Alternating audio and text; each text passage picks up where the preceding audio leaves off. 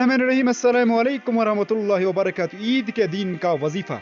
जो शख्स ईद के दिन 300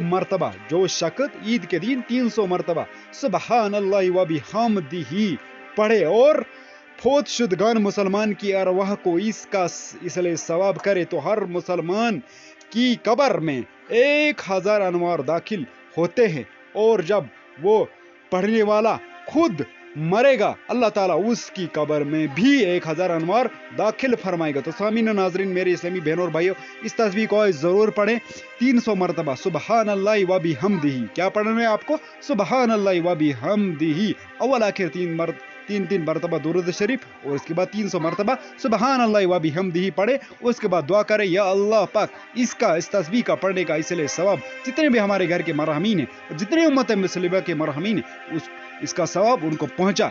और जब वो पढ़ने वाला खुद भी मरेगा अल्लाह ताला उसकी कब्र में भी वो 1000 अनवार दाखिल फरमाएगा। तो सामीन और नाज़रीन, जरूर इस अमल को करें। अगला, नमाज ईद के बाद आपको खुशखबरी मिलेगी।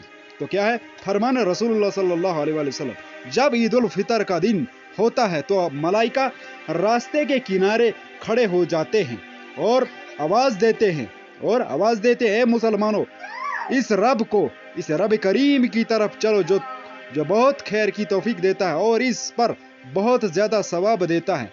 ए बंदे, तुम्हें क़यामुल लैल का हुक्म दिया गया, लिहाजा तुमने इसे बजा लाया। तुम्हें दिन में रोजे का हुक्म दिया गया, तुमने रोजे रखे और तुमने अपने रब की इताअत की, लिहाजा आज तुम्हें अपने इनामात ले जाओ। फिर जब लोग नमाज से फारिग हो जाते हैं तो एक आवाज देने वाला आवाज देता है, तुम्हारे रब ने तुम्हारी मगफिरत कर दी है, अपने घरों की तरफ हिदायत लेकर लौट जाओ।